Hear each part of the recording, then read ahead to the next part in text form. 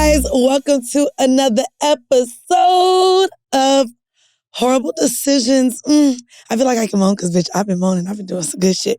I'm your girl, Mandii, a.k.a. Full Court Bumps, a.k.a. Dead Beach. What's up, y'all? I'm Wheezy. Welcome back for another episode. No, we're not solo, but we have a man in the building, so y'all could either love him or hate him. We do. He's a poet. He's an author. He's my friend out of Philly. We were touring with tonight's conversations, and I'm glad to have you Wait, on. where's your shoes at? I don't do shoes. Are you joking?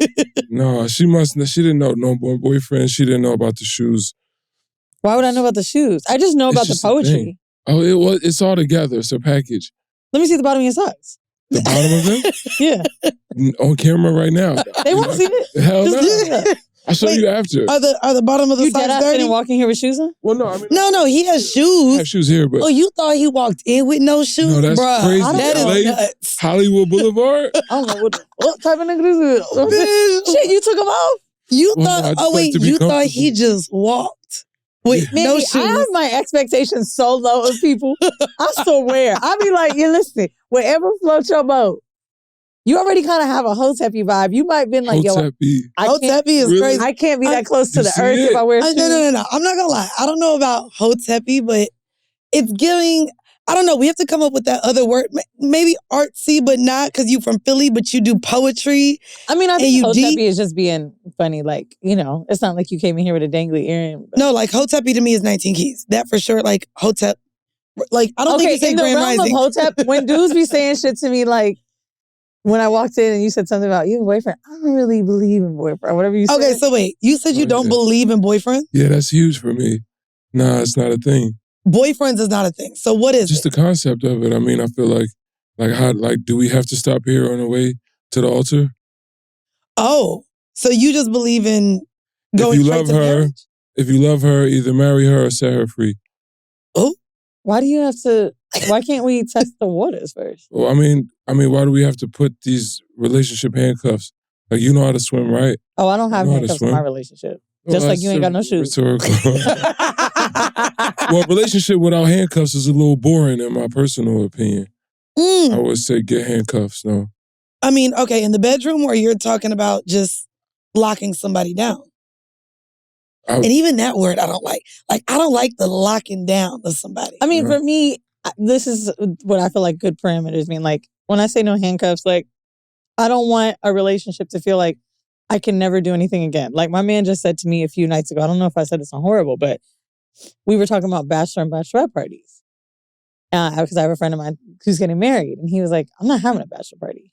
I'm like, why? He's like, what am I, having some last fucking night of some shit I can't do without telling you? He was like, no, I'm not in a relationship where I'm like, got a fucking hand on my throat. Like, I don't need a bachelor party. I can live my life with you. So I'm not doing that. And this was after a year.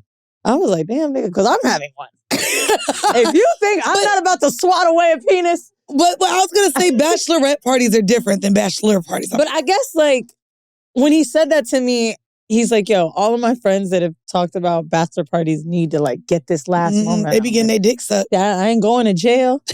And I was like, okay. So I say that to say, I think when a relationship has too many restrictions, that's what keeps people from commitment. Of course. And so I don't like that commitment has a tie to there's nothing else or I can't have this other experience or whatever. Yeah. So that's why I'm very happy to be in a relationship that's like that. But wait, you're monogamous though, correct? Absolutely. Okay, so I think that's the difference too. Like the construct or idea that you're locked down and can't do anything else when you have a non-traditional, non-monogamous relationship. Yeah. All of those like don't press the red button and if you press the red button it's over thing goes out the window because you know that you're open to just communicate with your partner. Hey, I kind of want some other pussy today. Are we going to do it together or not? Do you think monogamous men are monogamous because they don't want it? Or they just choose not to have it? I don't think they're monogamous. Or does pussy just become... I think most people are monogamous because that makes them feel safer. Safe? Like STD-wise? No. I just mean like, I think monogamy makes you feel like you only want me. That means that we're good. If you want someone else, you must not love me enough. That's a bit mediocre, depressing. Like if that was the advertisement I read for monogamy, I would not. But think about what happens when people get cheated on. I guess in my mind, monogamy is not the requirement. It's the decision. It's like, yo, like, have you ever met a person of abundance and you don't need nobody else? Like, I'm not monogamous because I have to be. It's because, like, what else could I need? It's the certain desires don't mean that, like, you don't need anyone else. I have a best friend, but I got other friends. I can't only have me. But the connection you have with this non-familial human transcends every other relationship on earth, in my belief. It does. And that's such a, like, the two become one. So now the one of us might want to go do something, but, like, this is the homie, like, this is my heart. Now I think when people are in these, like, these mid-tier, mid-depth relationships, then it's like I'm in this waiting room that's, like, really, it's like, damn, I can't wait to get back to single because I hate it in here. I only hate that idea because as a woman who doesn't want marriage, I want a partner.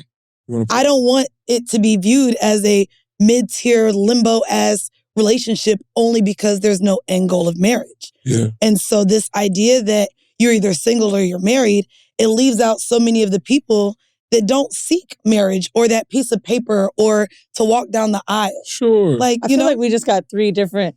I know, all three. Because when you were talking, all I thought was, oh, that hurts because I don't feel mid-tier just because of other sexual desires. So, like, for example, if anyone's watched Will and Jada talk about each other or Red Table Talk or whatever, love them. Their love seems like there's no one else that could touch it, right? Yeah. That doesn't seem mid-tier.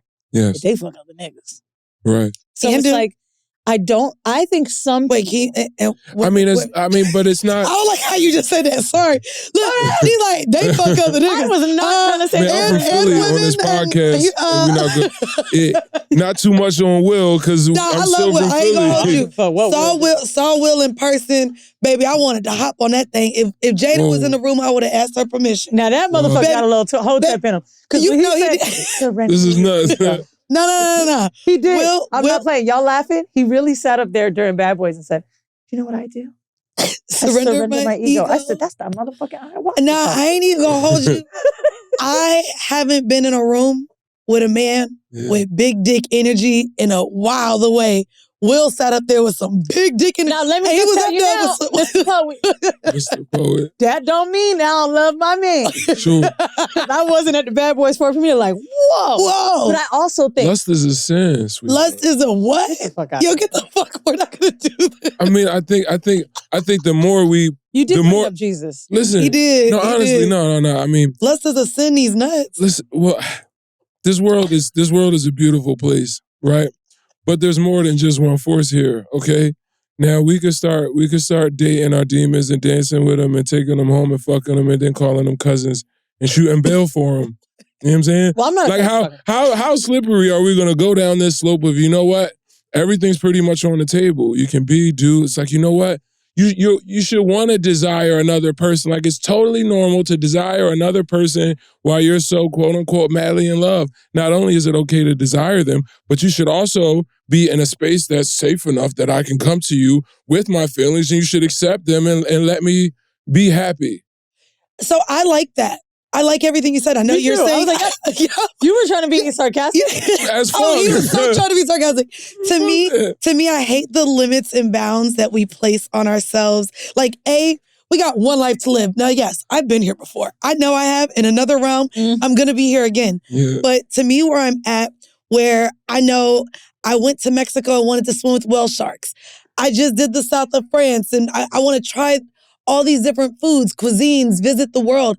I want to do as much as humanly possible while I'm here, and I don't want to be limited by the bounds of other motherfuckers' opinions. Listen, scuba is not in the 10 Commandments, okay? God is not saying don't get a oxygen tank and climb up Machu Picchu. He's not saying that. Okay. He's just saying thou shalt not steal, thou shalt not kill. You know, all of the evils. Thou shalt not covet, lust. So I'm doing a lot of things wrong. Well, again. You done fucked before marriage. We done fucked up a lot of the things they said we shouldn't do. I think, so just to make it clear, I agree with you. I feel like my house and household is not this whole willy-nilly, like it's every day type thing. But I do believe in moments, right? Yes. And so I'm 33 years old. You look great.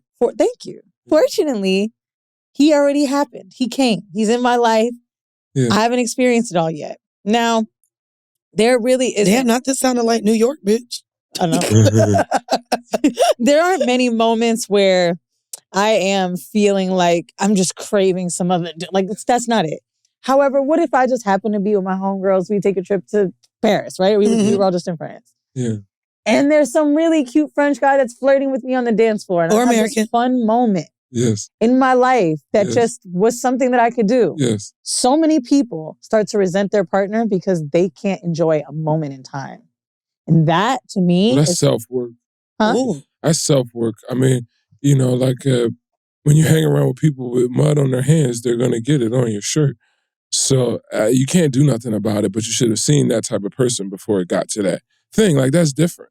Like, love is patient, love is kind, love is free. But if love is free, then why is it jeopardized if I just made out with some French guy on the dance? But love, listen, there's a moment, right? And then it's like, okay, like there's also decorum, there's also integrity, there's also honor. But how is me having that moment of freedom? And I would even just boil it down to simple word, fun. Wait a second. How does that jeopardize or invalidate or make me someone who's not loyal anymore? Wait, if you fuck the man. No. She said just kiss them. Oh, just kiss them. I just said the word kiss, but even if it was sex, right? Why does that take away what I have with this person? How does it then tarnish? Oh, girl, all the cheaters is listening to what this. I built with them. Well, cheating is different, and I'll tell you why. Okay, explain that before. Cheating is a very deceitful thing because we made a commitment and a promise to each other. Crazy. Cheating to me is a very bottom tier thing. Okay, you're lying. You had to go out of your way to fucking lie to me to figure out how to tell me you fell asleep to do all this other shit. Now you really wait. It's the lying, then, not the cheating. That is the problem. All of it. Cheating requires a lie. Cheating requires deception. Or so if you were in France and kissed this French guy, it's only not cheating because you told your partner. Do you tell them before or after? Well, I'm not talking about these specific rules. I'm just saying in non-monogamy, right? These things can happen, right? Or whatever relationship you have, whatever those rules are. I'm just saying specific to cheating, I understand how that's immoral, that's lying. To me, it's a complete turnoff because even if let's take it on a deeper level. If we're not going to go to black and white, like what in your inside could be fulfilled, but just the presence of a foreign guy in a foreign place, that simple of an occurrence could lead to something as passionate, as spiritual as the swapping of flesh in any capacity. So I don't think that sex is always spiritual with other people. It is with my partner. Oh, I can't wait till we talk about this in the horrible decision. So I have frivolous sex. I've had sex with women and men that I don't really care about. I don't even remember the name. I had great chemistry. I dig that. However, if I want to scratch it, I'm healed now. Okay. I'm healed now. But I haven't always been like this. Not healed. I haven't always been like this. Why am I the person that isn't healed, isn't forward, isn't a good woman if I do that? Well, no. See, I this is not Judge Mathis over here, right? So don't let my retort of the things that you say be just like we on a podcast. The authority, right? I just mean I only believe in that sort of love that encompasses everything that I desire at that present time, and I feel so fulfilled, so intrigued, so disinterested in everybody else that I'm really locked in this human. And it's not predicated on beauty. It's not predicated on sexual chemistry. It's just my attachment. It's like my feeling that this person, just their presence adds value to my life. Can I ask you, what do you do? And when I get in, and now some of these bubbles with women last 6 weeks, some of them last 6 months. I had one that lasted 3.5 years. But I've never been a cheater because I only met with women and only agreed to monogamy in my mind because I was fulfilled and I didn't want nothing else. So I wanted to ask you that question though. Sure. Because you said some can last 6 days, 6 weeks. Well, not the 3 days. years, whatever. Yeah. But so are you saying that once you are no longer fulfilled, that relationship is out so that you don't cheat. I know everybody was thinking that because I was about to ask. That's what I was. See, So in I 6 fucked weeks, up. that pussy was good. You know I fucked and then you up, were right? like, you know what? You no longer fulfill me. Okay. So now let me move to the next bitch. You know, I take my shoes off so I can be comfortable enough to be vulnerable, okay? I be grounding myself. Sorry for But no, for real. That is But no, honestly, because though, after the 6 months, or even 3.5 years, Even after the 3.5 that's a good commitment. That's one. 6 months, I feel like, is a lot of our average kind of dating. 3.5 years. yeah. At what point is it something else, someone else, or something starts lacking that you didn't see before? Because to me, it's like, I don't want to get on a high horse and say I made this huge commitment to somebody and then I'm able to change my mind. Yeah. I think having emotional intelligence, right, lets me know when the woman that I'm dealing with personally don't like me no more. Mm. You know, when they start sucking their teeth, start complaining. Like, when I meet a woman, I'm probably so mesmerized by her visually that I come up and make some ridiculous sort of thing. Like, you know, my first pickup line was cutting to the chase. It's like, hi, my name is Mike. I'm 31 years old. I don't have no kids. I'm an author. I'm a publisher. Can I take you to dinner? And then sometimes I'll be like, I got a good credit score, no felonies, et cetera, right? And then it'd be like, yes, can I get to the yes? And then from that day, every day after that, I'm on you. And it's like, you know, I guess I was love bombing. My therapist would say I was love bombing before love bombing existed. But it's only a bomb if it actually explodes and if people die. If not, I'm just 100 from the start and I'm 100 until a moment, right? I don't like to be disappointed. I tell people when I meet them, I say I have problems of forgiveness that are deeper than this like I just met you, but I've already struggled with forgiveness and I'm working on that. So please don't put me in a position where I might have to forgive you because I'm not sure, regardless of how much fun we have, when that moment comes, I'll be able to do it. So you start to switch up, you're saying? No. I mean, things will go good. If something happens. Well, things go good, and sometimes it's like, you know, it's fun, it's new, it's fresh, it's clean. And then after a while, like, you know how when you live with a person, it's like, damn, it's not the nigga I used to just date, right? I mean, and then the wax wears off of people, right? Myself included. But that's with everyone. I think the problem with that too is something you just said is, I don't like to be disappointed by people. And close to me. Right, but when a waitress mess up my order, that's right. But that's regardless, I think that's what a lot of us do in dating or in finding partnership. We literally go into something with these high level of expectations of a person, and in partnership and in what we want, we have all these things and we want all the boxes ticked off. However, we completely remove the fact that this person is human. Niggas gonna fuck up. People are gonna fuck up. Not everyone's gonna be perfect. I also think, just to be a little hoteppy with you, I actually think forgiveness is like the foundation and pinnacle of being able to be loyal. So you saying like, don't put me in a position to like. Now, when I say have to forgive you, it's not because like one of your exes just texted you and you probably had a conversation on a Wednesday where you were at the hairdresser. Like, when I say forgive me, bro, it's like you're doing some, you know. But that's the thing though. And I think, you see, this is how much monogamy weight, the fact that came out of your mouth. For me, I don't even think, and maybe because that's not the foundation of the loyalty in my relationship. Sure. My shit is like, were you not showing up for me? Were you not keeping me focused? I have 2 senior parents. Were you not keeping up with my mama, making sure we're good, our family? Like, this is what we're building. As a boyfriend? Hell, see, here you go. Yes, as a look at his eyes again. Good luck, my nigga. Oh, but you know what? Goodness. I'll say this. My boyfriend has only had one girlfriend before me. Oh, okay. Right? So he's doesn't really look at, like, I've had a bunch of boyfriends. I hate to say it, but I have. If the wind blows. Anyway. You're her boyfriend. Wow. But I realize now. Pick my mama up some apples. The green ones. Literally. Yeah, I used to say boyfriend as someone, 3 months, let's be exclusive, you're my boyfriend.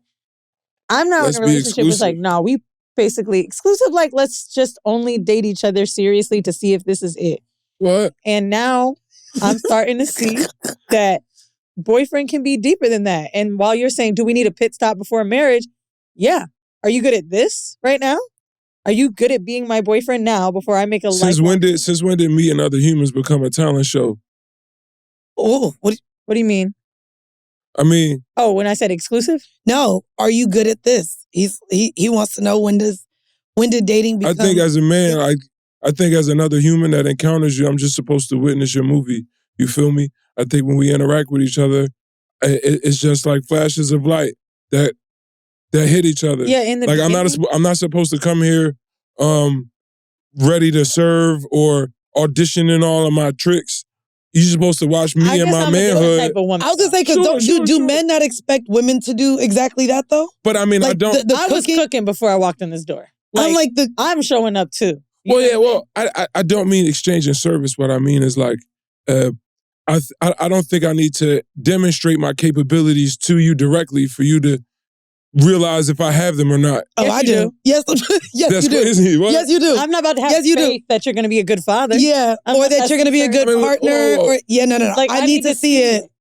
Like on you though. The car that I have, the house that I have, the job that I have, the relationships with my family and my friends and my community that I already have. It could be. No, I mean, I just mean like all of these things matter, right? Okay, where is my box spring in relation to my bed? Is it on the floor? Does it have like a frame around it? Do I have hand towels and disinfectant? Do I have bleach? You know what I'm saying? Those are other things to consider, but there's a myriad of things to consider. But how many of those things do I have to demonstrate? No, do I have to demonstrate to your benefit for you to prove that I have those capabilities? Mike, to me, here's the thing. The way you show up with your family is one way. The way you show up at work is another. The way you maintain your household is another. However, the way that men show up in relationships and how they treat a woman is going to be different than how they show up with their homeboys and every which way in their lives. How you do one thing is how you I'm do sorry, everything. I'm on a talent show, and you know what? It was testing me too. So you swallowing before the ring? Oh, I'm swallowing. I'm licking ass. I'm sucking balls. I'm doing all that before the ring. But let me just say this too.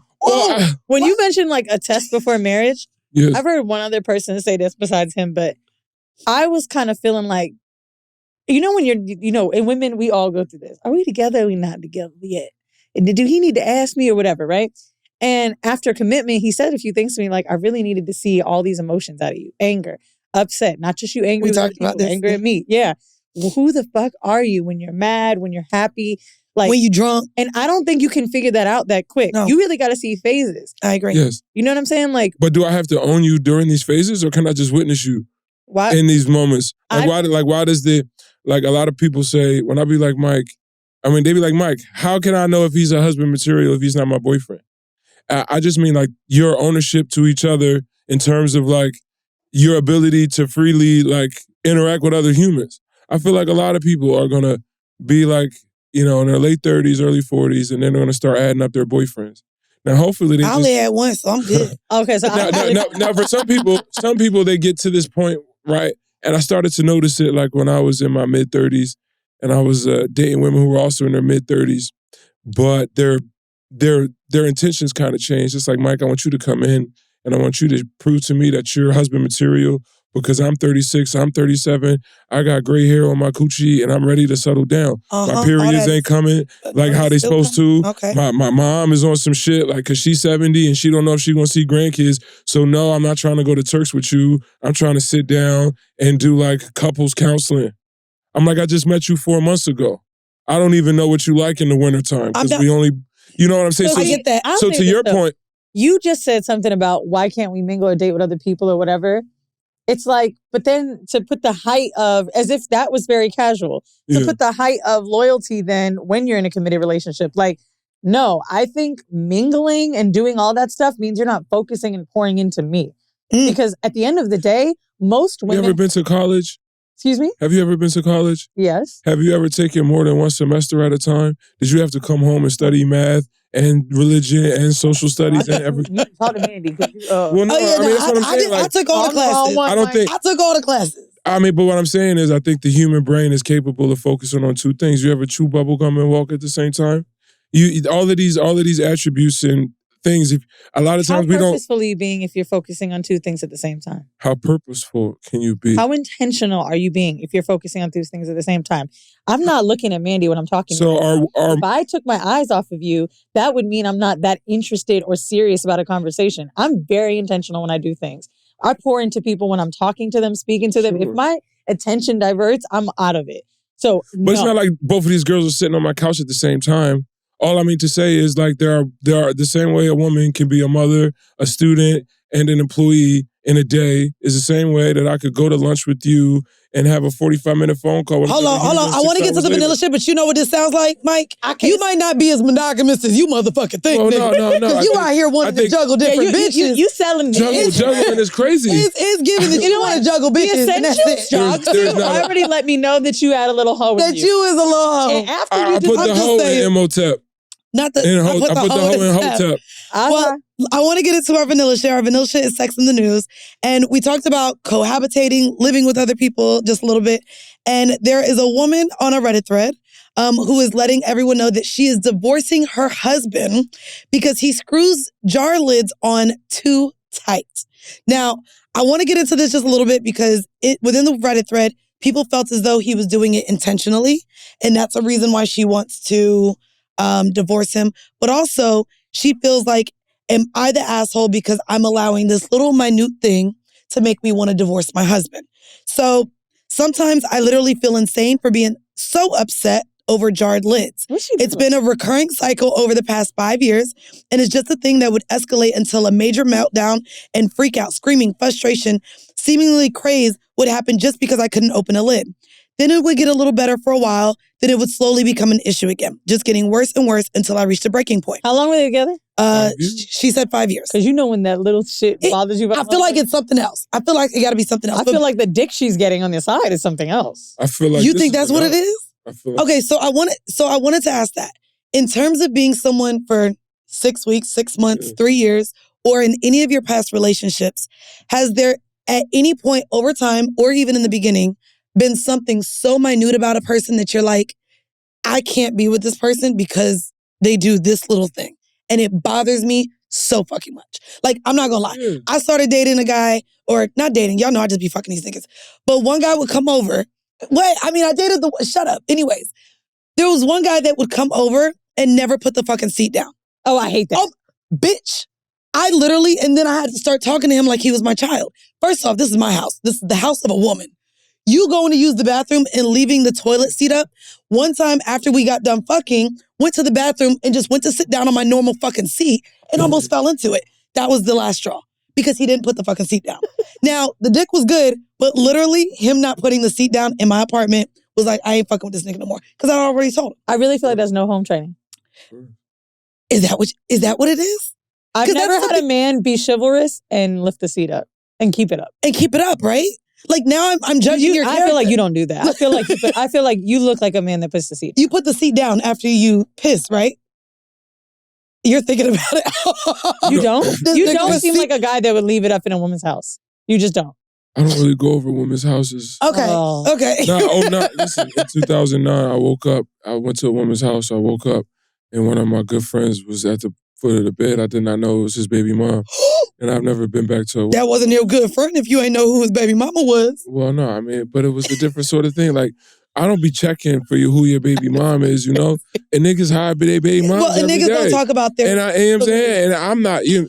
And I spent like 100 days in Did he have city. a gun? No. I need to know how this story happened. He had his son with him. It was really bad. I seen her in the club. I ain't seen her in like 4 or 5 years, right? And I'm like, damn, like I don't normally go home, but I go home with you because I've been trying to get at you for years now. So we go home and... How you been trying to get at her for years? You knew it was baby mama. Well, like it's a line outside. So I get to you when I get to you.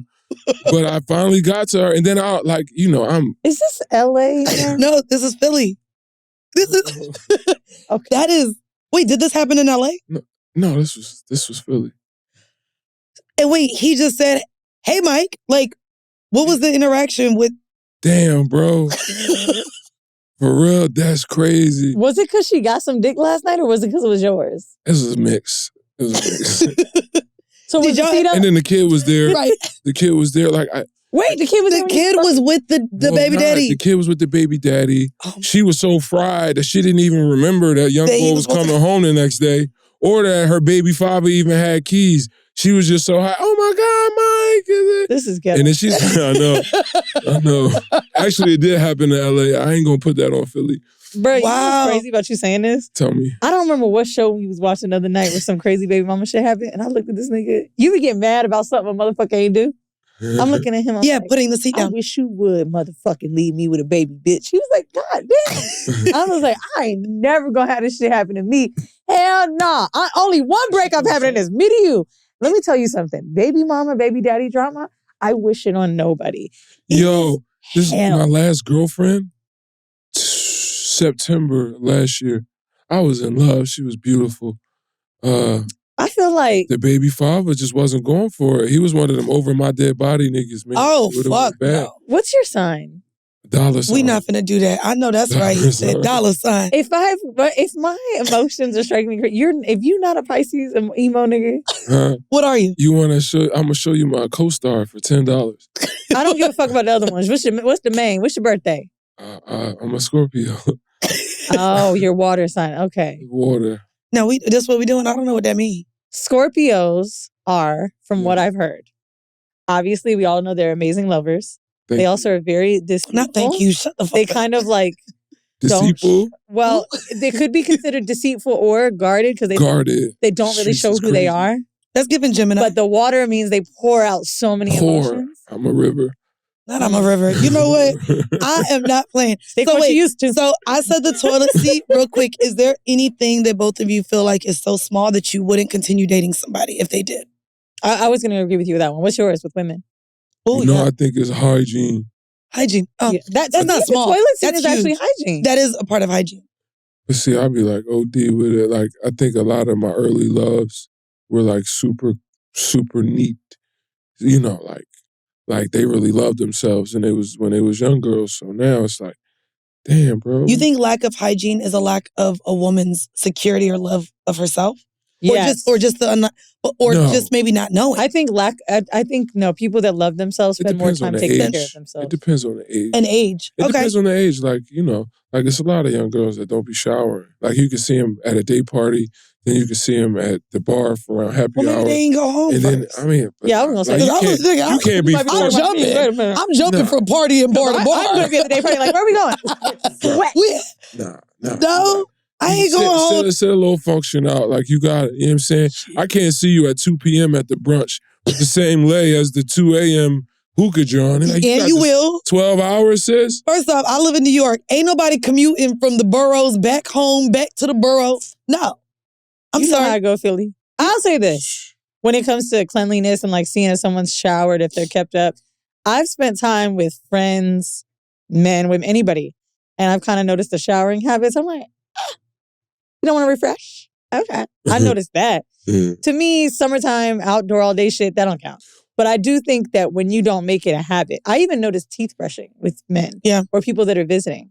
If I offer you a toothbrush and you ain't using it just because you stayed the night, even homegirls on the couch, I'm like, girl, that's right there. You ain't going. And I have the good shit. The Marvin's toothpaste. Yeah, like I don't want to go deep dive on shower, right? It's really about the whole aesthetic. It's like, how do you lotion regularly? Like, what's your morning routine? Does it involve a toothbrush and mouthwash? Damn, you got the Kiehl's for the face? Like, that's excellent. You know who don't be showering that much? I believe it. The white? Tell me. Nope. Who? One of ours. Who's one of ours? The Waist B girls. Don't do that. What? Don't talk about the Waist B girls. Do not do that. I don't know. You about to get on the instant wearing. I'm gonna tell you, everybody know that's my type of nigga, and I like them girls. Waist B guys? None of the Waist B girls. Waist B guys. I'm just saying, like the girls and the guys go hand in hand. They're the kind of same, right? The Waist B girls. I don't know if it's because everybody using deodorant that isn't necessarily store bought. Give it up, get the cancer. Them girls have been funky. Every time I go to a little block party, I don't know what it is. The essentials are not essential. Those oils ain't doing it. And some of them been a little funky. I think we need to go with the girl who's slabbing it on. Do you also think maybe it's because they're hairy and like they don't shave in the same places? Like the underarms be underarms. They may be too woke to listen to this podcast, but if one of you bitches in here is crazy. No. Because we've had some people be like, oh, like the way you guys talk about like girl, it's y'all. Put that shit on. Leimert Park in LA. Damn. Don't buy that motherfucking shit, bro. Just buy the shea butter. Don't buy the deodorant. He's a liar. You need the aluminum, huh? Please get the aluminum in your deodorant. Nobody will want to live with you. Stop it. No, Longer bullshit. Life, lonely life. Bullshit. The Hotep niggas wifing them bitches up. And they light They gonna be incense outside together. 50 deep. They is outside. They all funky. It's giving a flight to I think France. the cleanest Hotep that I know personally is probably Wolf. Wolf works at WTF Media Studios in New York, and Mandii and I work with him too. I ain't never smelled him. However, the way he be talking seems like he don't be washing. Like he don't wash. That's crazy. Don't he seem like one of them? He do. But you know, if my sister called me and told me that her husband still puts the jars on tight after 5 years, I would tell her to leave this nigga. Really? I'm sorry, but we had to circle back. Come on, come back. You wanted to get in the Well, no, I mean, I just think that, like, I'm a principle sort of guy. Like, the action could be, like, you know, shallow as fuck, but it's the principle behind the action that carries up, you know, so for 5 years, I don't care. Especially if she's expressed it. If I've expressed it, it's your inability to change, you know. Or to listen. So I was walking. Well, I mean, people, like, I hate the word listen because listen only involves your eardrums. So then and you can't turn off your sound. Like, I hate when you argue with a woman and she be like, did you hear me? Like, you're not even listening to me. Like, I wish there was a button God could create that I could just mute certain listening, octaves, right? So, I hate it. But then there's comprehension. I was just walking the park with my homegirl, and there's conversations right now where we think a proposal is coming. So we're literally talking about what the ring will look like, right? Yes. She don't want nothing gaudy. She said all diamonds are blood diamonds. So she don't want a real, like, nothing, like no real diamonds. No, I'm good. My iPhone been made by a 10-year-old kid. Give me blood diamonds. Listen, hold on. She said she don't, hold on. If I'm a gold, literally, then she said, I don't wear silver, so I want a gold band. Something with gold. She said, if he proposes, and it's not a gold band, and it's a real diamond, I know that he's doing this for him and not for me, and that can't be my husband. And I was just like, oh, I guess that's the way to start. But no disrespect to your homegirl. Yeah. But I have a lot of thoughts about this. Okay. I am so tired of the stipulations that women put on men with tiny, minute things. That's not fair. I'm going to tell you why. That's not fair. First of all, when it comes to engagement rings, right? Mm-hmm. I don't know if she verbatim said the words, I want gold. All I wear is gold. Oh, no, she said she didn't want white gold. She knows that white gold looks silver. Right. If a man knows I wear gold, my man knows I wear gold, but happened to get me a silver ring, right? Just for context, traditionally speaking, most wedding bands are white gold or silver. Yes. That man is probably in the store, super excited, talking to the clerk, figuring out what would work. Like, no, that doesn't mean he's not the person for you. You know what? This person made a choice to do this. You know what pisses me off? That ring is changeable, bro. I get it. Hold on, I'm triggered. Bitch, I'm triggered. You know what's pissing me off about this? Bring up flowers. No, it's not even flowers. Close. The birthday fucking party. When I said I did not want a birthday party, I said I wanted to go to a spot. I did not want friends around. I did not want a group of people around. And what did he do? Throw me a goddamn surprise party with all my friends. And literally, I was pissed because the one thing I said I didn't want, you went and did. And he made it about, well, I've never done this for someone. He made it about him. Yes. The effort that he put into it, the people he had to reach out to. And it was just like, fuck me.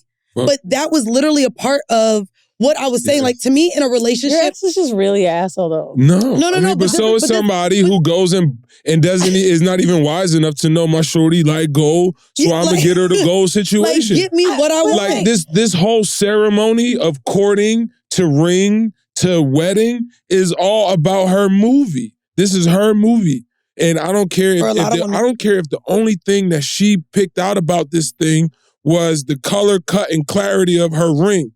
Wait, you should get that. Hold on. You should get that. You just said all she does is wear gold. She never verbatim said she wanted gold. No. This was a conversation that they've already had. So literally, we were having the conversation, and she was like, bro, like, a part of me is like, if my ring is not gold after we've had this conversation, I know the ring is for you, and it's not for me. You're not being considerate of what I want. You're not listening to the things I want. And are those characteristics that I want in a partner? Moving forward. Like, that's the thing. We talked about the as small as just screwing the jars on. But to me, in a relationship, I would love to know that my partner is considerate of the things that would make me upset, that I don't like, that I like, that would make me happy. And knowing that those were things in my last relationship that almost seemed intentional. I don't want to be in a relationship with anyone who I feel like intentionally now is playing in my face or wants to hurt me. Those flowers, the birthday party, a lot of things I felt like were intentional. I don't want to test. I don't want you to quiz me. I guess I don't want nice you to gesture is hard to go from. Here's the thing with tightening a lid, right? Yeah. You know it's something that annoys somebody. Yes. Yeah. But nice gestures as parties, flowers, rings, those are difficult. It's hard to talk about your ex because he's so trash. I hope you're listening. All these niggas is. No, really. No, he Fuck is. that He nigga. is. He is. And it's fake cancer. But Fake cancer. Oh, we gonna get into it because I just too deep. For our horrible decision. I really thought about you last night because this girl was in Are y'all in tears therapy? crying about how a man lied to her about a sickness, and I felt like I was listening to me. Bruh, it's fucking awful. And I was like, I don't want to bring up another person right now while this whole crying, but like these niggas is crazy. These niggas is But anyway, trash. I say that to say, when nice gestures are done and maybe someone didn't do it to your liking, there's this thing of like, damn, well, what can I do to make you happy? You know what I mean? Like the other person can feel like, fuck, will I never match up? Or it could seem so minute and selfish. Yeah. So that's why I kind of bring up that other point. By the way, I ain't never used the word minute as much as we just did in the last 10 minutes. I don't even use that in my regular thing. Like my regular vocabulary. Minute. I'm saying I'm sick of this can. Anyways, before we get into our horrible decision, because I ran into my ex and I want to talk about soul ties and soulmates and negative energy, I would love for you to give a sex tip. This is our hors d'oeuvre. Do you have a sex tip that you can give to our audience? Do I have a sex tip? Yes. 2 in the pink, 1 in the stink. All right, I'm not playing with 2 in the pink, 1 in the stink. Oh, okay. Wait, you've never heard that? Yeah, but I just don't know how you would do it. It's like this? Actually, it's thumb normally. Wait, that's what, is it like? Right? Well, I could never do that because both my thumbs be long. So I gotta I shorten like a thumb in the butt because it just feels like just enough girth. You know what's crazy? I never put a thumb in a butt. I know like Future said, I'm gonna put my thumb in her butt. I don't even think I've had a thumb in my butt. If you bend niggas over, the thumb I've had is easy. it. So niggas put thumbs in butts, but I don't be putting They put thumbs in butts because it's easy with the grip. Oh, and I don't be gripping. Okay, I don't be gripping niggas. I put these in the butt. Like even, like it really actually starts with the middle finger. I do middle finger in the butt. Or by request. And then it's all consensual. It is all consensual. But because oftentimes their legs are in the air. This nigga when you asking no, their legs are in the air. I'm right here. So legs are in the air. My head is on their dick. And now I'm like probably going down below. This is the longest finger. And so to me, that's the one that the middle finger goes in first. And then I get that. No, you don't. Hold on. I'm not lying. Hold on. I'm telling you. So I just did this not too long ago. Then lick? Hold on. No. Or you lick first? Oh, no, both. I got to make it wet if we ain't got no lube nearby.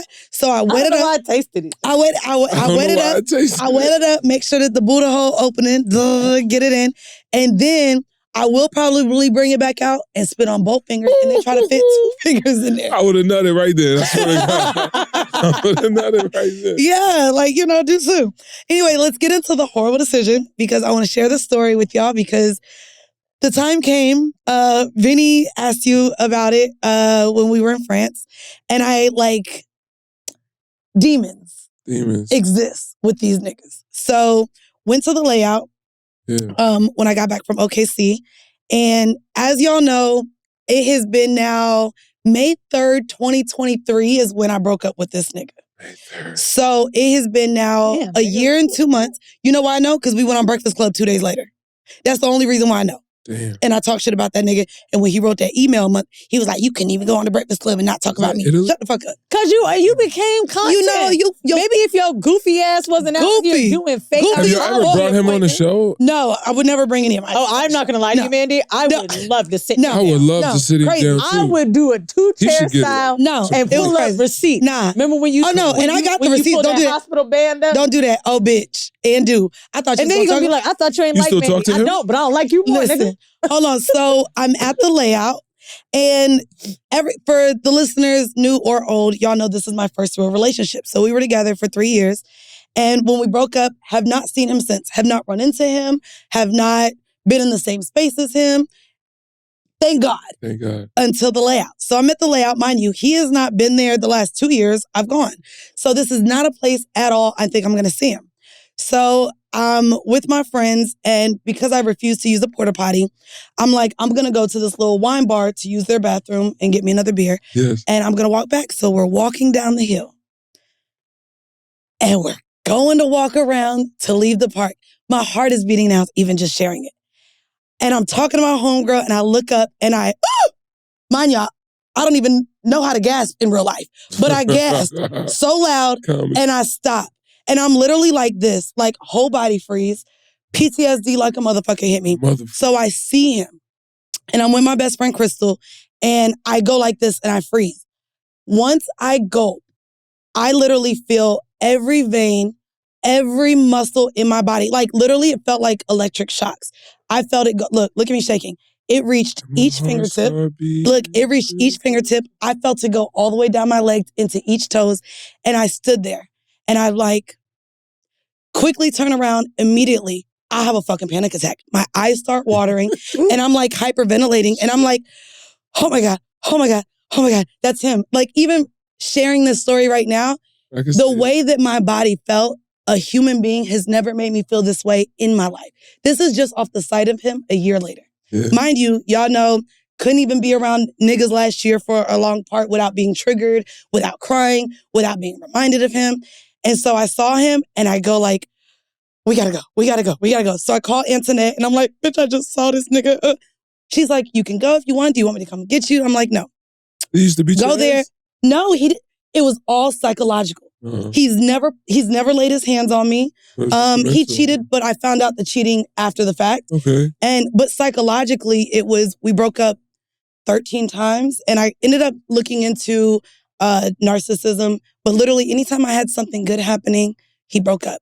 Anytime I questioned him about anything, he broke up with me to the point where I stopped questioning. Because I just wanted us to be on the high for as long as possible. I hope he get the cancer. Listen, me too, bitch. I ain't even gonna hold you. So listen, so I'm like... We gotta, like, let me tell you something. Listen, the way that we euthanize dogs and shit. Oh, bitch, I wish. Some of these niggas ain't good for not even euthanize. You know, the nigga needs neutered, but neutered to where you chop the balls and the dick off. Can I ask you a question? I want him to walk around like Ken doll.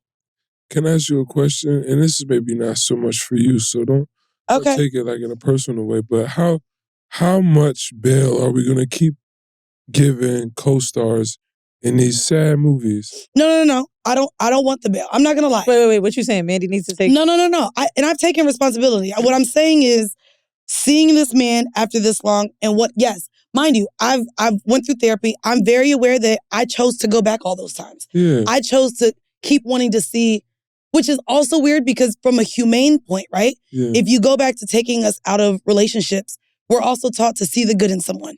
We're taught to forgive. We're taught to believe that someone can be a better version. Thing, right? So, for example, right? That's deep. Nigga, this is Stockholm Syndrome. Nigga. I will say this. PTSD. One of my good friends is single right now. Yes. And he has been dumping girls that want more with him. Yes. Right? I do it all the time. Now, I said this to my man. And my man was like, but why doesn't he just like reiterate it to them? Like, I don't understand. Like, now he got no hoes because he keeps letting them go. I was like, yo, this is the sign to me of a really good person. Yes. Me and him had a serious talk about it, me and my homeboy, right? And he was like, yo, I can't take the fucking disappointment with these girls anymore when they're let down after I tell them for the third fucking time. Ooh. But let me tell you something. If he wasn't shit, you start to mold this person. You know they need you. You know they don't want to let you go. That is a bad person. But guess who gets 13 chances and guess who gets blocked? No. So what? Here's the thing though. When someone, I'm not trying to call you weak, just let me get this out. Yeah, no, go ahead. When someone is in the dumps of love, right? They let you go. They're like, fuck, they feel good for a second. And then you come back and you're manipulative. I'm going to do this, right, baby? This and that. You know I'm already weak for this person in this moment. And that's the Stockholm thing. No one can make you feel better than you. What's she supposed to do? Go to another nigga? She's going to think about you. Go to her friends? Go on vacation? No. There's only one thing that pacifies the problem. It's like drugs. But not only the Stockholm Syndrome of that. I really believe this shit about love. Hold on, but People I also are very intentional when they know they're hurting you. It's not only that, it's also for a lot of us, and this is men and women. Yeah. We are also taught that marriage, as well as relationships, take work. They're not easy. Everything's not going to be perfect. If it's a love worth having, you have to fight for it. So all of these ideas, with this being my first relationship, a part of me and seeing a lot of my friends in other relationships and put up with bullshit, a part of me was like, okay, I'm easily, as soon as a nigga pissed me off, I'm out that bitch on to the next one. So a part of me was like, oh my God, I'm in a real relationship. Let me fight for this. Let me show him I do love him. Let me take him back and forgive him and show him that I can be a better partner. And maybe he's trying to come back and show that he can be a better partner. That's a part of, unfortunately, this fucked up thing. There's a song, and y'all know it. The shit that you come out to, nigga, the song by Summer Walker. It's always like the hurt song. You know the one by Summer Walker. Do away your love letters. And you come out to that? Yeah. And Summer Walker also sings. That's one of the most depressing songs of all time. And it's literally. I watched her cry performing that at the Roots picnic. Yes. And the song makes me cry. Yeah. It makes me cry too. That's why I come out to it. I think a lot of people, it brings that emotion. Of course. That's why it's so beautiful. Why do you want to come out to that? Because people are emotionless. Thank God for things that actually make people feel something, okay? In this numb, ignorant, filthy world. Can I say something messy about that song? Sure. What? I was watching Summer Walker perform it on YouTube or something, and all I could think is, I don't really like all the BBL stuff on her. I just think she's so beautiful that I kind of hate sometimes what culture has become. Yeah. I was like, I'm listening to music like this, and this bitch look like a Fashion Nova queen. What the fuck is going on? We are living in the weird. You can get all the shit done in your body, and these niggas still gonna act up. Bruh, it don't matter. Perfection. Listen, all of it. Injection, and it doesn't matter. It doesn't. I don't think I hate that if something goes anything, any beauty standard that a woman does in excess. Don't put that back on the bros. I think a lot of y'all do it for yourselves and for other women. For sure. And nobody knows what it's going to do to your body. Everybody, when they go to wherever they go and they tell them what it's supposed to look like, there's a lot of things that go wrong with that. It's maintenance. There is. Don't you think that today, not all, but most, there's a IG, we talked about this a few weeks ago, I think with Julie Ginger. Do you think there's an internet standard of beauty, how the girl will look? Kind of like an IG. Yeah, but it's all AI now. All them bitches don't be looking like that. Well, I think the point is to look like that though. Filters to get the and then you see them in person and they look nuts. It's crazy. I shout out to the waist speeds. Y'all be funny, but y'all do. Unless they be naturally beautiful. I want to ask. I want to get back to this. Make the smell fake. Because after experiencing this, I realized that, and I want to bring this up because I used to refer to him as soulmate. Yes. I at one point did believe he was my soulmate, and having that interaction with my body after just seeing him, made me realize there's some level of soul ties. And I want to talk about a little bit of soul ties, but also energy transference with relationships and casual sex. Yes. Because I'm only asking this. Fight against your team? Hold on. I'm only asking this too because we're in LA and I brought up, I went back into the Rolodicks. I got a lot of my niggas back on my line. And so there's a nigga here that I was They never leave? So I was really excited to see this one guy here. And we've been back FaceTiming, back talking. He knew I was coming here. And he went ghost the past couple of days before I got here. And so he hit me back. And literally I was already, because I'm like, nigga, I'm coming. I need to feel the excitement that I'm coming. And he let me know, sorry, I haven't slept. I've been on a 3-day binge, drinking. And to me, that made me feel like, nigga, you fighting something else. I don't even want that shit inside of me, whatever you're battling. Because no, I'm good. Even though I wanted to get in his booty hole, I wasn't even going to let him inside of me. Maybe he's partying though. A 3-day binge, nigga, you have a job. I need to know what is making you... Friday to Sunday? No, bitch. It wasn't Friday to Sunday. To me, if anybody is like, I haven't slept, I've been drunk, and I've been binging for 3 days, that's not the type of person I want inside. You never fucked a nigga in Tulum on Memorial Day weekend? No. On the 4th day? No, didn't.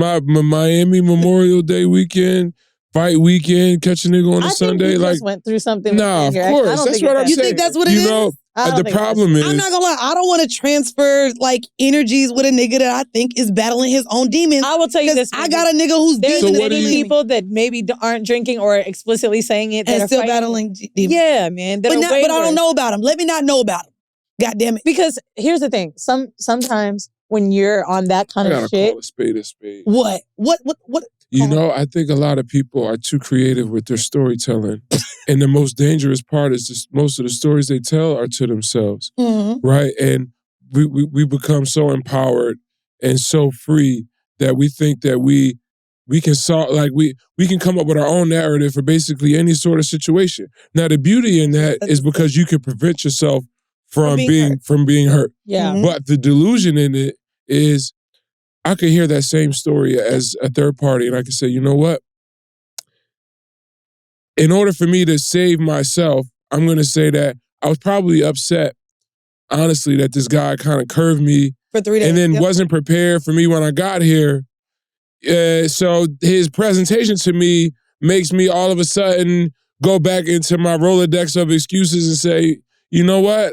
I'm so glad this shit didn't work out because it's an energy thing. You wasn't really caring about what his...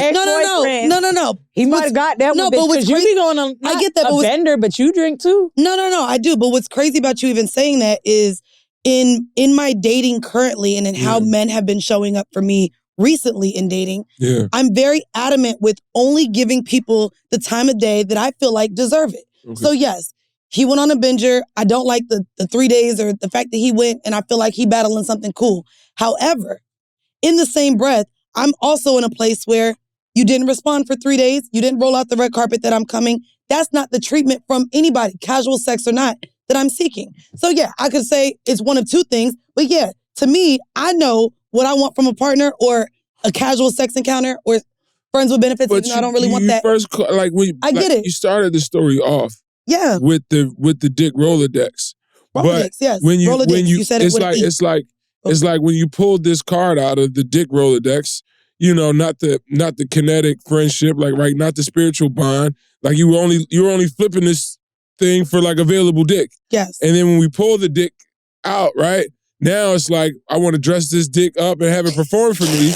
Because I want you to be ready when I land, clean shaven, showered, all of that with all my favorite snacks by the bedside and fucking 2 gallons of lube.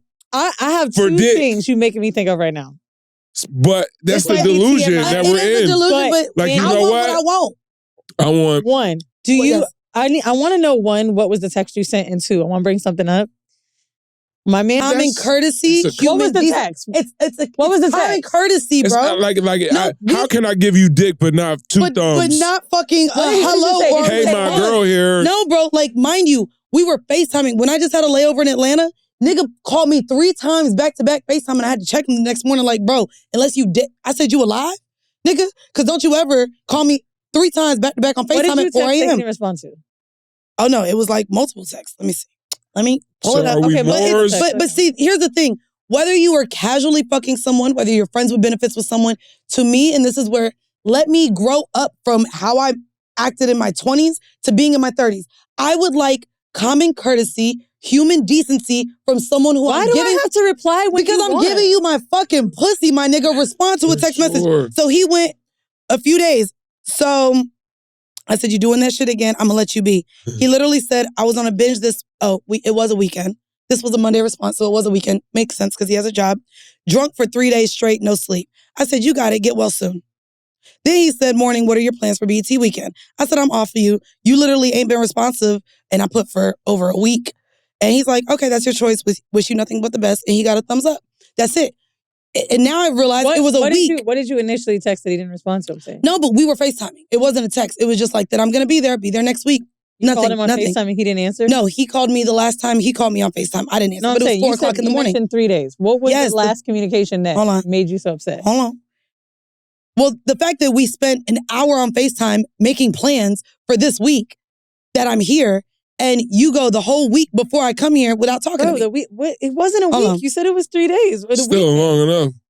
What was it that he didn't respond to? Yeah, the reason why because he left me on red. I said, you leave me on red, raggedy. Then he said, yo, this was... But see, I don't know the dates now. It says Monday, Saturday, Monday, so Tuesday, you 2 days later, girl? No, regardless. No, it wasn't. Still, but like... Who cares? I don't care. I didn't like the communication effort. You not gonna get in my face, lay up with me, and be in my pussy if you can't fucking respond. But see, that wasn't a dick Rolodex. That was fucking Unsolved Mysteries. Not Unsolved Mysteries. Right? Shut the fuck up. You know what I'm saying? Like I just feel like that what fucks us up in our head is how we think things are supposed to be. And most of this damage is done before we even interact with another human being in most instances. And I think a lot of times we set people up for failure because we don't even give them the whole play.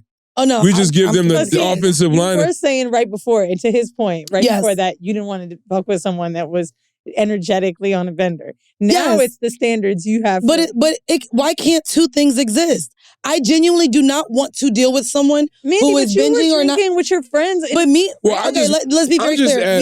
Me drinking with my friends did not leave me unresponsive to the people, the niggas, the friends, my family that I care about. So that's one thing. Hold on. And me drinking or having fun is not me being on a binge. Me literally not sleeping because I'm drinking, I'm partying, I'm exuding this level of behavior. I can drink. I can have a drink. That's not a problem. At the same time, now that I'm casually dating, one thing that I wasn't doing in my 20s. Are you dating him? Are you No. And we're not going to do the interchanging of words. Matters, man. No, to me. If you're just fucking a nigga. To me, if I'm just fucking a nigga, I still want the common courtesy, human decency of you responding to me and not leaving me on red for 3 days, especially knowing I'm coming to your city. Bro, I get it. I'm sorry. Anybody that I'm going to open my legs. Complain about like my volume. Like Beard Bay cut me off for like 6 months. Because he said I didn't text back quick enough. But I get that. I'm like, bro. Okay. But you're not my nigga. Like, get over it. I'm sorry, but when people make me beholden to like answering on their time. But it's not even, to me, if I'm literally with my friends all weekend, let's just say it's a birthday weekend, I'm having a good time. Okay, I'll get to you when I get to you. No, I don't, and that's to me, I don't expect. I don't like to get to work text. I get it, but I don't expect, mind you, a response within an hour. If we are actively talking, I'm coming to your city, you supposed to lay up and be up inside of me. You not responding for days on end, I'm sorry, there's no way that you deserve at this point my time, my pussy, my space. And to me, I've finally gotten to a point, thank God, where I can actually feel as though only people that make me feel wanted, feel desired, should be able to be in my space. And to me, whether it's a text message within 24 hours, 24 hours is not asking a lot. I don't need your ass to respond once I text you. But if you go 3-4 days without hitting me a week before I'm coming to your city, you are not someone that I need to give my time to. If that's your standard, cool. However, I just think we are putting a lot of rules on really casual sex. It's human. I think dating deserves that. I don't think fucking does. Shit. I don't. You gonna be in my pussy. You gotta. If I'm telling a nigga I'm gonna give him some pussy next weekend, July 4th weekend, and I don't hit him back this week, whatever. Like, if all we talk about is sex. We don't only talk about sex. We talk about his kid, work. Nigga, you got me on FaceTime, even caring about your motherfucking ass. Oh, sorry, there's a guy. I like to raise my hand sometimes. But I mean, y'all really don't need nobody else. Like, y'all can just talk to each other, honestly. No, check me. Sorry, we was just going back and forth. That was crazy. But it's brilliant. It's brilliant. No, that was a good debate. It wasn't a debate. Bruh, I think if that didn't happen with your ex and you weren't in that mode, no, bitch, if I wasn't 33 and grew the fuck up and said these niggas don't deserve pussy unless... Wait a minute. All right, a couple of things, right? I'm about to fight this up. No, I mean... because I want to be treated well. That's crazy. I think Mandii gives pussy. I think some women just get dick. Ooh. And those are different things. Mandi's actually giving the dick in this scenario. Yo, calm down. Yeah. No, really. But no, actually she's not. But that's a good point. No. Like if you're a lover, if you're someone that's showing up for sex. I'm licking balls. I'm giving you an experience, nigga. I mean, there are, like, in my own personal life, any casual sex I've had is like, it would be like, I'm talking to a woman in DM for like a year and a half. Our schedules finally connect and we're in the same city at the same time. And then we fuck. Or it might be like an ex-girlfriend who doesn't want to move on and actually fuck a new nigga. But she's okay with fucking me even though we're not in a relationship. Mm-hmm. That's probably like my extent of casual sex. Now I know those instances are different, but I just feel like in my ex's incident, she just wanted to come get some dick. Mhm. She wasn't a submissive woman trying to make sure that she had a qualified, caring person to give her pussy to. She just wanted Now, when dick. a woman wants dick, she will go to her nearest nightclub, motherfucking car wash, wherever dicks are sold, right? And it'd be like, No, you know whatever what? they're giving out, they're not sold. We ain't gotta buy whatever. dick. Calm Well, down. no, like It is for listen. the free none of that. Like, listen, it don't gotta be free. Like, if a nigga gives you great dick, you should put 50. Remember y'all had the Love guy in here?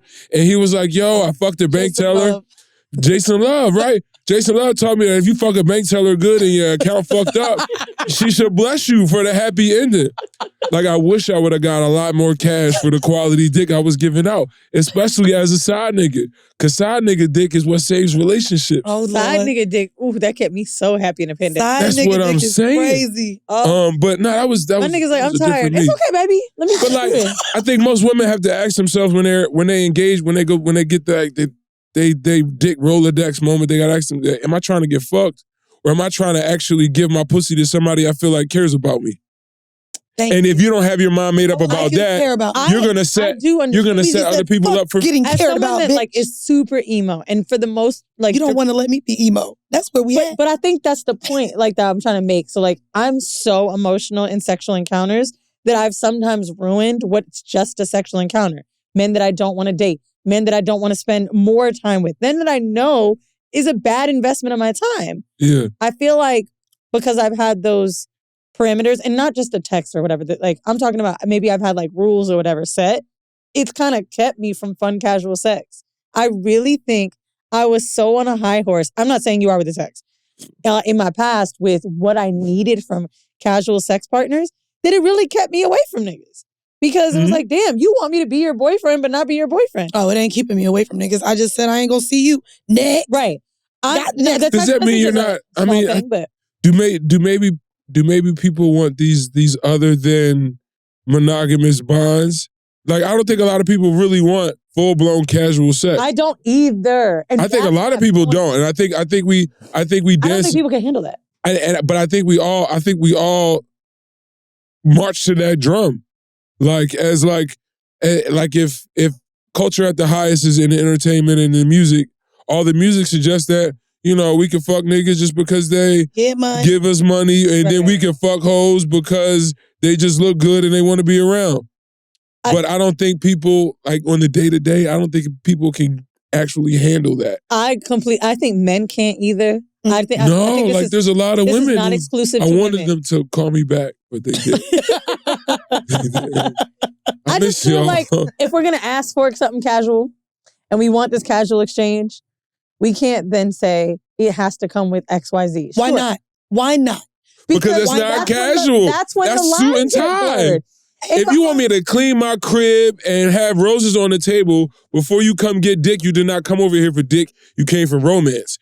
And romance is Got an different than example. dick. Tell me what y'all think about this scenario that's happening to a homegirl of mine. Claims she's had the best dick of her life. Hates that he sends her an Uber and she pulls up.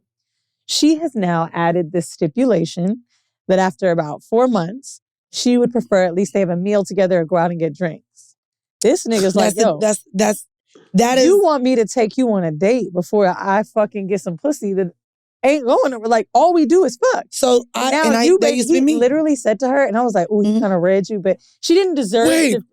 He sent her a text. He said, hey, would love to keep seeing you, but like, I don't know if you're not dating other people and you're suddenly putting a requirement on me that we didn't set in the beginning. I don't want to do this pretend thing just to keep having sex like we already have. But casual sex, but see, she now wants to date him. To me, no. See, I don't know that. I think she just wants something else. She wants something more than she wants an exchange. I don't think she wants to date him. I think she just doesn't she doesn't feel good about it. Right, but that's casual. No, but that's what I'm saying. In my 20s, I gotta sit with you for an hour and a half. In my 20s, I was so fine with that. And that's why I'm saying even this person. Yes, it's as small as a text back. The text doesn't count. I'm not. No, but what I'm saying is too, even in my encounters of casual sex now, I know the things that I like is romance. And what's crazy is I took a screenshot because you have a poem on your page, and I have a screenshot from Cinnamon Love, who used to be who actually was a guest here on this podcast. And the response to your poem, sorry, wrong phone. This dealing with 2 phones thing is kind of crazy. Who got 2 phones? Me, I got 2, one for the whole. And you want to say you're not a phone no more? Well, And they both use your shit. That's like the iPads when they first came out. Well, she basically left a comment under your page, and here it goes, right here. She said that, nope, that's wrong too. Basically, anyways, don't know where the fuck it's at. But she basically said that romance is actually the bare minimum and is in terms of your interaction with somebody. And I think to me, again, the flowers can be a lot. Responding to a text is minimal. But the way I used to talk about the lack of not needing intimacy, romance to me does now seem like the bare minimum and what someone can at least offer if you laying down, giving them your whole body. No? Look at, bitch. Anywho. I just want to say, I don't want to shit on you with this because as someone that's required. Right. Yeah. And now I do. I wasted my time. I got in so many little like things of self-worthiness about if a man wasn't doing these things before he fucked me. And I think it was simply ridiculous because I genuinely just wanted to fuck. I knew I wanted someone deeper, smarter, maybe just better at all aspects of life or someone that was a better fit for me. I get that. But for some reason, I was really sitting here like, I can't fuck with him because he didn't do this. I mean, I think it's the BF experience. I've been dickless, not right now. I had been dickless for months because I was doing shit like that. So I just feel like, if someone is safe and respectful, yes, nigga, that's enough. I get that. I just realized in ending my relationship the same way, right? When you have sex, you want your dick sucked, right? You like for your dick to get sucked if you gonna have sex, right? When you no, Mandii, that's hold sexual. on, no, let me finish. Let me finish. No. When you have sex with somebody, you want them to kiss you, right? Okay. So to me, what I realized from my last relationship, the intimacy that I obtained actually fulfilled me more than the dick. So that's beautiful. One moment. So when I broke up with my ex and went back to 24/7, when we had sex, even though it was top 3 of the sex, I felt empty after. So to me now, if I'm gonna have sex with someone, love wins. Though these aren't sexual things, it's the things that within my mind make my pussy drip. But were you always feeling empty? No, but that's what I'm saying. I experienced with my ex the things, the going out and getting drinks, the talking, the laying, the hold on. Let me finish. It's brilliant. Because I am such a sexual being and because I've had this nasty, freaky, wild sex, I can have that with anybody. However, now that I'm having these casual encounters or I'm having sex now with people that are not my man, I realize though, after my relationship, the things that actually turn me on about even being around a nigga are those little intimate things. You're not wrong. I want to just say that. Well, yeah, because these are my feelings. But I'm saying the expectation you have, if a man doesn't do it, I think that you being shocked. Because you experienced love and now your standards change. Well, no, so which basically, is fine. Because you don't have a boyfriend right now, you need these niggas to fill the gaps. It's not even filling the gap. Yes, it is. No, as much as this is, if I'm gonna lay up with you and give you my time and give you my pussy, to me, the things that actually fulfill me and make me feel good are those little things outside of you digging me down. And I communicate that. That's why romance can never be the bare minimum. Bitch, I ain't gonna lie, that was a circle back. Because I was kind of agreeing with that girl, but you right. I mean, like, because clearly it's a lot to ask for. Yeah. Like, you're telling me it's a lot to ask for. Like I've been on this planet before, like you said, but right now, this time, 39 years this time, right? And out of all of the things that they've introduced, like electric cars, diamonds, fucking cheese that doesn't go moldy after 45 days. The fuck is that? Like the best invention was like this best friend that you can have sex and create life with. Like I don't care about how if you work hard enough, you can become like a doctor who can actually like crack, like that's cool. But you know what else is cool? Everybody else in my life I inherited. Not, family members. No, none of these people I picked. But guess what? Guess what I can do? Like, just like they've invented like fucking polyester and polyurethane, they invented this concept that you could take a stranger who you find visually pleasing, and you can you can abandon everything that was of no value to you, and you get the opportunity to start anew with a person who is not your elder or a parent figure that you had to serve for some time, and you have to do the reciprocal when they get older, right? Like, this is its own thing, and the beauty about it is it hits you in so many places. Mhm. They're the person like that, like it's literally your umbrella in a storm. Like that. So when you have that, if the fact that we, like, when we connect, it's like what I could have a connection with a dog, but it doesn't arouse me sexually. But woman does. So I can communicate with woman. I can procreate with woman. Like, it's the most beautiful thing that ever existed. But the only thing that stops you from just being my homie is the romance. And you know what? But romance for some men, and maybe not for you because you seem just someone who has a lot to give. Yes. Obviously throughout your work too. Romance for some men is not for that connection. No. Is a lot to ask for. But so is Spanish. So is a Spanish customs form to somebody who never got it in high school. What? You're missing it. What I mean is, like, hold on. Way too smart for God damn. Where you just took the shit here? Well, you know, I guess like I kind of try to have analogies because I want people to take their same logic and introduce it to any other area of life. Give me one more. Well, no, just let me. I just mean that romance to some men, specifically black men who never watched their mom get bought flowers, right? Specifically black men who were never brought up in an environment that catered to women, you know, especially because they don't get that. Like, where do urban black men, American, right? Let's be specific. Where do urban black men get their romance programming from? You know what I think it's from? I believe it's taught. I think we all women have had to do a service with one nigga. Yes. And I had to teach that. You got to teach a nigga romance. You got to teach him. Ex-girlfriend. That nigga's so good. Random flowers all the time. Thank you, girl. I hope you ain't find out who I am yet, because you probably going deep in the picture and being like, this bitch? But I'm telling you. Learn it from women. I was my ex's last one. Just, you learn it from women. I actually believe this is why men need homegirls, female friendship and kinship. No, when they took black churches and black community centers, black people are never, as youth, inner city black kids are never put in an opportunity in a situation other than school where they can develop and fellowship, like, platonically, right? And then even as adults, man, the networking events are never as crowded as the nightclubs, and we're all in this. You know, like, not even romantic. It's just this sexual culture. So we don't have a place that we harvest them. Like when church, like Sunday school and church and choir practice the day before, that was enough programming to compete with the world, like with school. And it's like whatever got drilled into my kids' brains through Monday through Friday between a good home and church and community activities, it would kind of wash that shit out. But at a certain age, right? I can no longer be responsible. I have to take ownership over my own rearing.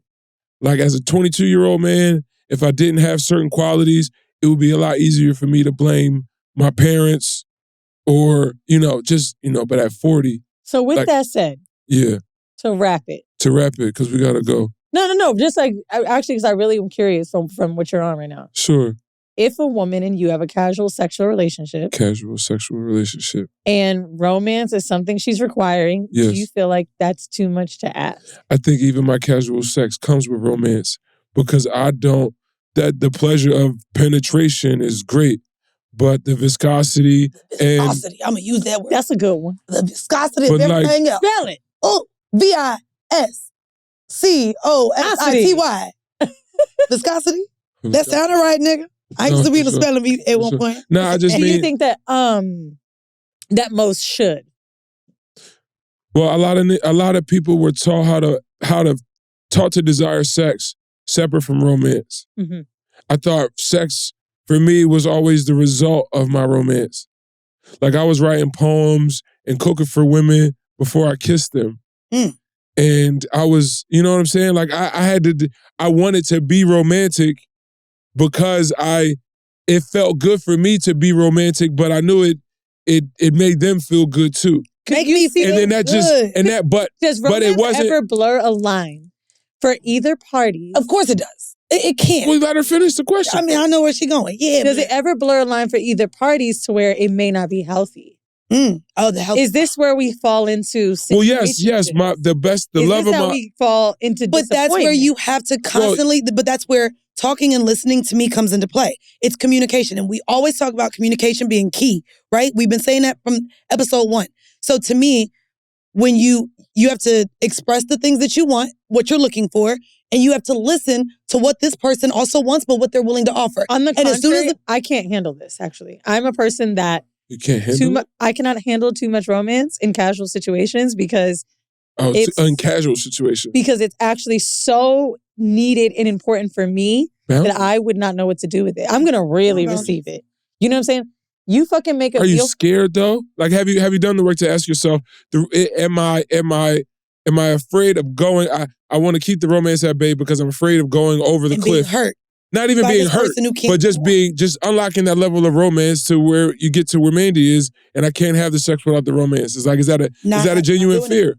Is that, my fear, actually, it's not her. It's not that. It's more about, I know that people have an understanding. Let's just say we're going to start fucking, right? And I know you're a poet type of dude. I know you're going to have the candles out. If you started doing those things for me, the lines would be blurred because this is simply something that turns you on as a part of sex. You're that type of guy, Scorpio, whatever. I'm going to be like, ooh, this feels amazing. I would love to keep having this. My brain just can't compute romance and sex. So you can't, because you can't compartmentalize. I've compartmentalized, especially sex, like often. Like I've had sex because I was drunk and just wanted to have fun. I've ate pussy because I just wanted to eat pussy. Not that it was anything more than that. Right. And in my 20s, whether it was transactional... Shut up, Mike. I didn't say nothing. So because I've been able to compartmentalize sex as something that genuinely makes me feel good, now that I'm able to even add the levels of romance that make me feel good, sex people without those don't make me feel good. I used to even say, I wish I could have sex like you, right? Everybody I don't want that shit no more. Fuck that shit. But the point is, bitches cannot do this, but I which is why a lot of niggas ain't trying to do the shit like my homegirl asking for. My homegirl wants this dude to start doing things that make her feel more of a human being, when in reality, but see, that's like, because she doesn't find the value of just being someone's sex fuck buddy, right? To me, though, this is to me a patriarchal thing. You know where I'm going. No, I get it. But there's also, like I said, there's a layer. Then she needs to sit with herself. She don't. No. She need to sit with a nigga that feel like doing it. Bro, how you fucking this nigga telling me how great it is? You were able to call me on the way back from work. Ooh, God, I just got it. I'm going to dick. I just got fucked. And now, how long are you gonna stay at your job paying 22 without asking for 25? My point is, if you decided, hey, I'm casual, we're casual, this isn't going beyond this. You can't. Yesterday's price is not today's price. Period. Please. Period. It's the price when I signed on the motherfucking price. But no. So here's the thing to all women. Then she wants him to take her on a date or to feed her, whatever the case may be, right? As women, if you express that you need something or that you want something, and this man is like, I ain't got it for you, that now becomes her responsibility. If this man is not willing to give her what she wants, like me, then that ain't the nigga that keeps fucking. What's happening on this end, she feels so down, Mike, because she's like, I can't believe he won't do this for me.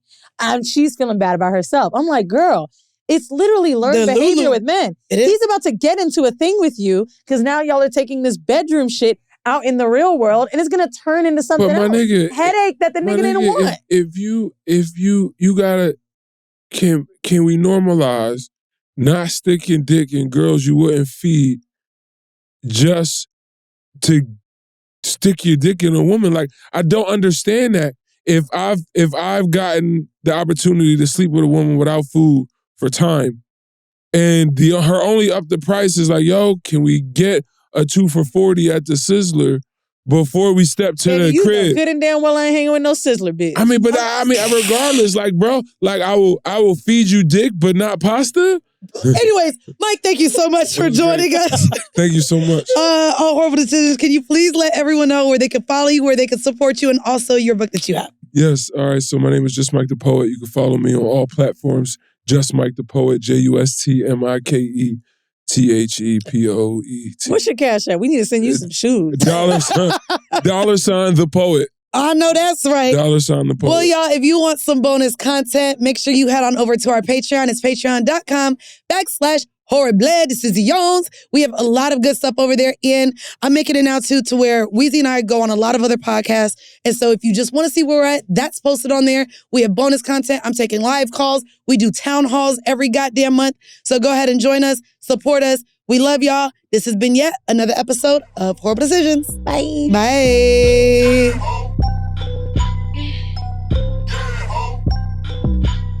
It's bonus, bitches. Ketchup and mustard. Hopefully it's y'all's fave. Behind a paywall is such a nice place to talk about yourself because on YouTube, they be like, damn, bitch, you crying again? Y'all like I ain't been crying in a long time. Y'all can suck my dick from the back. That's what the fuck I see. I'm trying to think. Hold on. When's the last time I cried?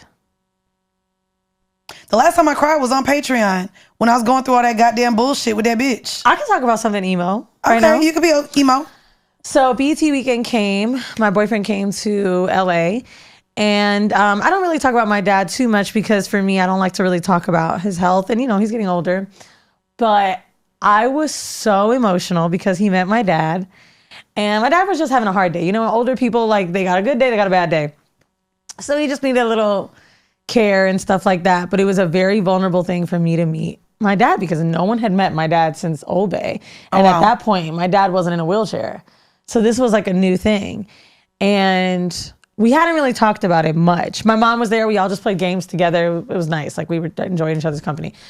We hadn't really talked about it. I just told him how much it meant to me. Last night when we were on a double date, he said, we talked to a couple that just got married. We just went to their wedding. It was Gila. Y'all always hear me talk about the other Gila. So basically we talked about each other's parents. And he was like, yeah, I just got to meet her dad. And it was so nice to see how that side of her is. Like I see her mom in her, but I was glad to see her dad. Like I see the more serious side. I see this protector energy that she has. I'm like, my dad didn't even really talk. So how did you see all that? Like all we did was play a game. He didn't really say much to you. He was like, because I could see it. The way you and your mom would move around. He would want to watch where you're going to make sure you're good. Even if he can't open the door, it's always there. Like his masculinity is always there. And I was like, damn, bro. Like, I don't know if it's just dating someone that's a little more empathetic or what, but like, I never had conversations like this outside of Scissors about my parents or how things make me feel. Like, Old Bay was very surface level. And I think a lot of men are, and especially black men. It just doesn't hit you until it hits you when you have something different. And like, I'm watching him and I don't want to start crying at this table. We're having like this fun dinner. But I was like, he was thinking all that. And he said, then I wondered, there were a few moments where I was like thinking of how he looked at me. And he's not even saying this to me. He's saying this to Gil's husband. He's like, I can watch him look at me with his daughter. And like, he used to be this protector. And I'm like the new one now for her.